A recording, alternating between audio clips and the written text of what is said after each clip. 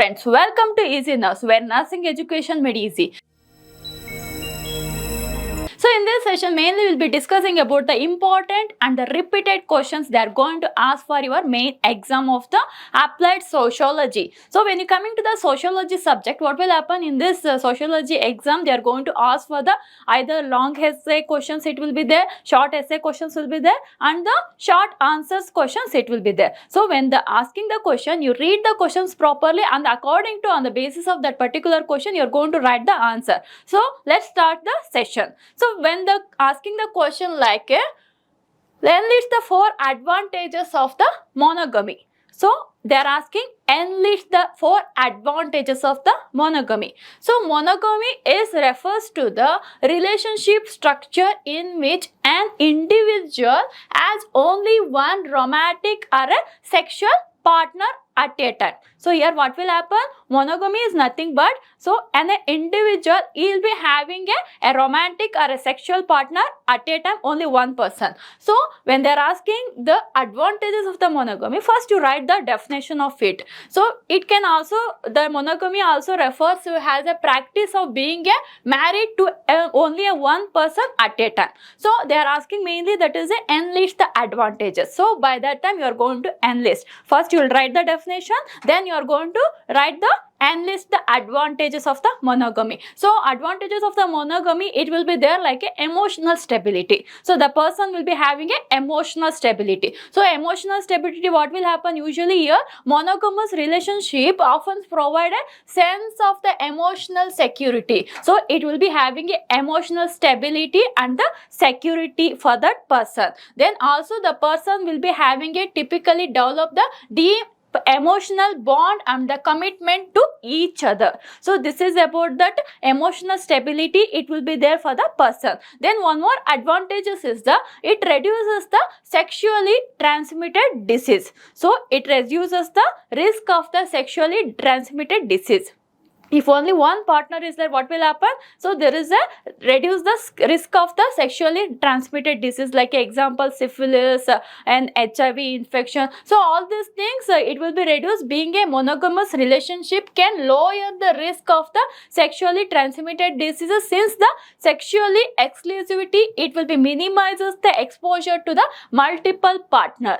Then one more advantage is simplified the relationship dynamic. So what does relationship, like if the multiple partner is there, what will happen? There is so much of the relationship, it will be having a dynamic of the emotional inability. So by that time, by this monogamous relationship, what will happen? Simplify the relationship dynamic. So what will happen? Monogamy can simplify the relationship dynamic by reducing the complication that will be arising like multiple partners, such as jealous, time management, and along with the emotional conflict.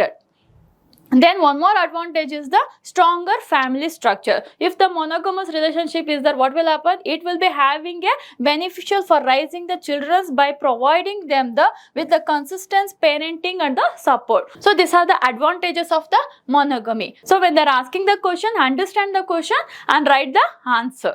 Maybe next question, if they are asking like list any 4 marriage act in India. So if they are asking list any 4 marriage act in India. So if they are asking, you understand what the question they asked. So they are asked the list any 4 marriage act in India. So when they are coming to the marriage act in India, that is like a Hindu Marriage Act, that is 1955, Muslim Personal Law Application Act 1937, then Special Marriage Act 1954, Christian Marriage Act 1872. So when you coming to the Hindu Marriage Act 1955, so this act governs the marriage among the Hindus and provides the legal recognition to Hindu marriages, including the providing for the registration, divorce, and the maintenance. Then next one is a Muslim Personal Act, that application, that is a 1937. So this act regulates the marriage and divorcing among the Muslims in India, recognizes the customary practices and providing a guidelines for the legal aspect of the marriage. The next one is the Special Marriage Act 1954. So this act says that allows for the civil marriages between the individual of the different religious or a community. So here what will happen? So it allows that is a marriage, that is a civil marriage between the individuals with the different religious and the community. So it provides the secular framework for the marriage and including the provision for the registration and the divorces. Next, one more act is the Christian Marriage Act 1872. So this act governs the marriage among the Christians in India, outlining the legal requirement for the valid marriages and procedure for the registration and the dissolutions. So these are the different four marriage act that is in India. So the next question, if they are asking enlist the four characteristics of the transcultural society. So when you're coming to the, what do you mean by transculture? So transculture is nothing but what will happen here, there is a blending and merging of the elements from the different culture. It will be there either with their custom, religious beliefs, whatever it may be. So when you're coming to the transcultural society, so in the society, so that transculture blending and merging, it will be happening with the different religion, culture, their beliefs, everything. So the main characteristics of this transcultural society here, it will be having a fluidity of the gender identity. It will be there, that is the people can identify and express their gender in diverse. So the people can express their gender in diverse way that change over a time. So it will be taking a time or promoting the idea that gender identity is a spectrum in the society. Next one is, it is having a inclusive and the acceptance. So inclusive and the acceptance, that is a transcultural society actively work to include and respect the rights of the transgender and non-binary individuals. Then one more characteristics is the community and the support network. So as the peoples who will be having a trans cultural society, what will happen usually here, the support the network, it will be there, may include the social group, advocacy organization, or it will be with the mental health resources that provide the assistance and the solidarity. So all this it will be happen. Then along with that, challenging the norms and the stereotypes. So whatever the rules and the regulations, it will be there, as a transcultural society seeks to the challenge that is a traditional gender norms and the stereotypes, it will be there. So these are the different characteristics of the transcultural society. Next question, if they may asking for the long essay this type, define the social problems, describe the causes and the preventive measures of the major social problems in India. So if they are asking like this, what you are going to write for this particular question? So what do you mean by social problem? First is the first question they have asked, that is a define social problem. So define social problem if they are asking. The social problems are the conditions or issues that negatively affect the significant number of the peoples in a society. So what will happen here, that is a social problems is nothing but issues. So that is going to negatively affecting with the number of people within the society. So these problems often lead to the range of the consequences. So there is a lot of range of consequences, including the social instability will be there, economic challenges, either it may be because of that poverty, that and all. Then along with that, diminish the quality of the life of the peoples in the society. So what are the main causes for this major social problems in India? Then what are the problems it will be there in with the social problems in the India? That is mainly first one is the poverty. So what's the main causes for that poverty? Then what are the preventive measures we can able to take? So in the question they were asked, that is the causes and the preventive measures. So understand the question, then only you have to write the answer. So first is a poverty problem, that is the main problem in India. What's the main causes for the poverty? You all are know, that is either it may be because of the economic inequality, either it may be because of the upper class or a lower class, or it may be below poverty line, it will be there. Lack of access to education and the healthcare. So what will happen? They are not having that much of the money to get the education or the proper healthcare. So what the preventive measures we can able to take? That is a main thing, implementing the social welfare programs. So either it may be with the that's the NGO organizations will be there, or improving the access to the quality education and the vocational training. So we have to give the proper quality of the education and the vocational skills for the people, for the like a poverty, below poverty line peoples who will be there. We have to give the vocational skills, so with that they can able to get the proper employment, and they'll be solving the problems with the poverty what the persons they'll be having. Then creating a job opportunity is the most important for the prevention of the poverty in the society. Then next one is the unemployment. So this is also one of the main problem in the social problems that is in India. So the main causes for this, either maybe because of the rapid population growth. So there is a lack of the population growth is happening, or a lack of the skill development. So what the person should be have for the getting a proper employment, that is the skills. If the person who is not having a skills, they won't get the job. So there may be a lack of the social, that's the skill development for the particular job. Either it may be economic recession. So there will be chances of getting economic recession in the society, or inadequate industrial growth. So inadequate industrial growth, like a particular in a society, what it will be there. So the industrial growth is not happening. Population overgrowth is happening. Then there is a decreasing in the industrial growth. What will happen? So because of that, vice versa, the persons will not get the proper job. So these are the main causes for the unemployment. So what's the preventive measures you can able to take? So the main preventive measures, that is enhancing the skills development. For reducing the unemployment, we have to enhance the skill development. Then along with that, encouraging the investment in the job creating sectors. So wherever we can able to create the job, that is, we have to enhance in creating the jobs opportunity for the peoples, especially in the youth, for reducing the unemployment in the society. So this is the unemployment causes and the preventive measures. Then one more is the next social problem is the discrimination and the inequality. So what do you mean by this? Discrimination. Usually in the society, what will happen? There is the upper status and the lower status. Then along with that, inequality, it will be there because of in the society has the rate of growth of the population, or it may be because of the caste wise, all these things. So the main causes for that, that's a caste system, gender bias, it will be there. Along with that, regional disparities. So these are the main causes for the discrimination and the inequality. So what's the preventive measures we can able to take to prevent this one? That is enforcing the anti-discrimination law. So as the law has to be set up for the enforcing, that is a anti-discriminating law, then providing the gender equality through education and the awareness is the most important for the reducing this discrimination and the inequality. Then other social problems like a crime and the violence. So crime and the violence is the most of the social problems that is existing in India. What's the main causes for this crime? Why people are doing a crime and the violence?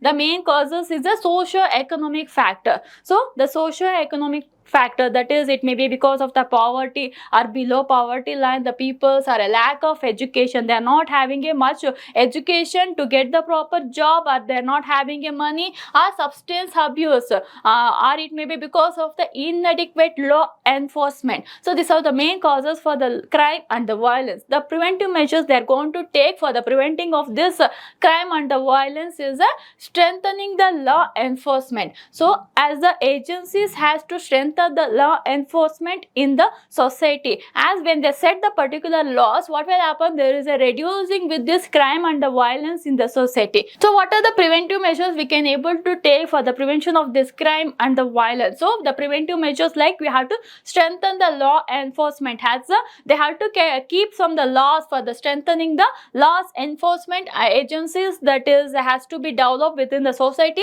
Then enhancing the education and the recreational program program for the youth for the prevention of this crime, because if they're not having much recreational activity, what will happen? Again, they'll be going for the substance abuse and all. Then along with addressing the root cause of the crime through the social services. So what's the root cause for this crime and violence? Why the peoples are doing that one? That one we have to identify, and we have to give the proper preventive measures for the particular crime and the violence. Then coming to the health issue. So health issue is also one of the main problems that is existing in India as like a social problem. So what's the main causes for this health problems or health issue? That is because of the poor sanitation. So the proper sanitation is not available in the society. Because of that, they'll be having a lot of health issues, especially with the communicable diseases. Then lack of access to the healthcare. So whatever the health problems they'll be having, though they're not getting a proper healthcare facility within that particular society. Then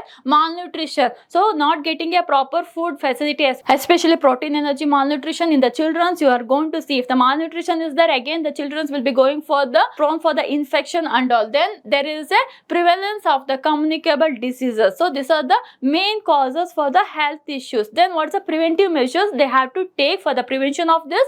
That is improving the healthcare infrastructure. So we have to improve the infrastructure of the healthcare. Either it will be within the like a PHC sub-center and all. Then along with that, promoting the public health campaigns. So they have to keep some like a public health campaigns. Then they have to give the treatment for the people, ensuring access to the clean water and the sanitation. So ensuring that we have to give clean sanitation and the proper water facility for the peoples.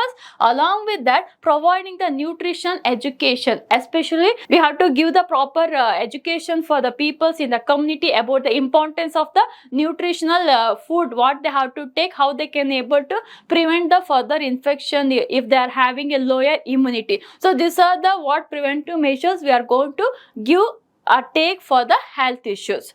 Then next one is the environmental degradation. So this is also one of the main social problems that is in India. What's the main causes for this? Because of the industrialization. As the industrialization that is increasing, that what the waste product from the industry, it is more, they are not having a proper dumping facility or urbanization, or it may be because of the neglect of the environmental regulation. So these are the main problem for the environmental degradation. Then what's the preventive measures we can able to take? That is implementing the stricter environmental regulation, raising awareness about the environmental conservation. That is how we can able to conserve our environment by growing more trees. Then if the industrialization is there also, how we can able to prevent the population within the society. So these are the preventive measures we have to take for the environmental degradation. So these are the main problems of the society in India.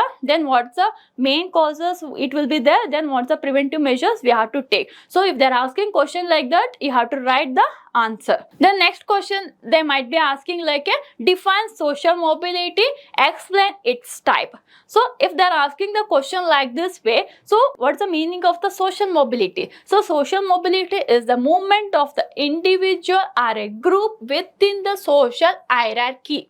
So what will happen here? Social mobility. Mobility means movement. So the people's movement, that's the individual movement, it will be there within the social hierarchy. So when the hierarchy it comes in the organization, there will be hierarchy channels. It will grow from the upper to lower, lower to the upper, or it may be it will be there like a horizontal. So which can result with the social class, economic status and the power level. So this is the meaning of the social mobility. So what's the then they ask the one more question, explain its types. So when they are asking the question like explain its types, you write the types, then explain the every type in a proper way. So that is a horizontal mobility. So when you coming to the types of the social mobility, first one is the horizontal mobility, then vertical mobility it will be there. So what do you mean by this horizontal mobility? So horizontal mobility, it refers to the movement of the same social level or a class.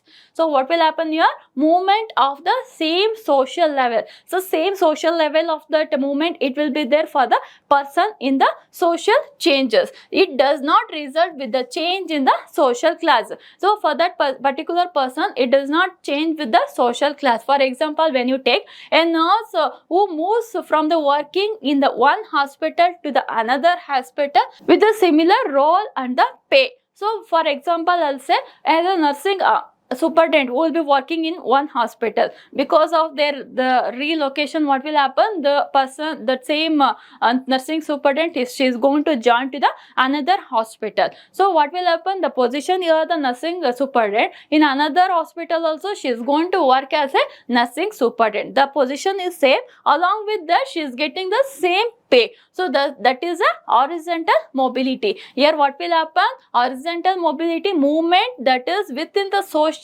level or a class, as it will be same, it will be there. That is a horizontal mobility. Next one is a vertical mobility. So here what will happen, it involves the change in the social status, that is which can be upward or a downward. So the mobility will be there, either it may be upward or a downward, meaning that shifting to the higher or a lower social class. So here what will happen, upward or a downward, it will be there, or it may be because of the either a higher or a lower social class change, it will be there. For example, when you're taking the upward movement, so when you're coming to the upward movement, here moving of the higher social status, so that is a moving towards the higher social status, often through the education or a career advancement. So what will happen, if the person who has joined as a clerk in a particular office, by doing his education with the degree or the double degree, so he has gone with the officer's level, that is a upward mobility, from the lower to the upper mobility, that person has higher.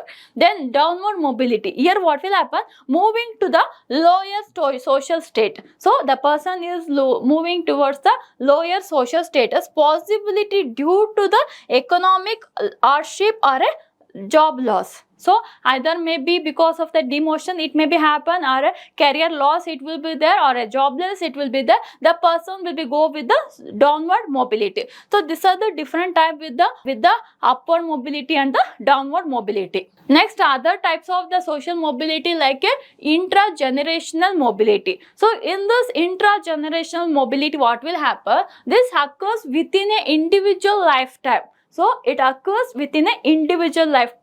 That is reflect change in their social position throughout their career or a personal development. For example, when you are taking an individual that is the starting is going to join as a clerk by working the way with the executive position within the same company. Like the person has joined as a clerk by taking with the extra certificate courses and the skill development, he has joined with the same company with the higher executive position. That is the intragenerational mobility. Next one is a structural mobility. So here what will happen, in this type of the mobility that happens due to the societal changes, it is happening within the societal changes, that is rather than the individual. It is not happening for the individual, but it is happening within the society. That is either it may be economic shift that may be happening, maybe the higher economic status, it will be happen with the society. So next one is the exchange mobility. So usually in this mobility, what will happen,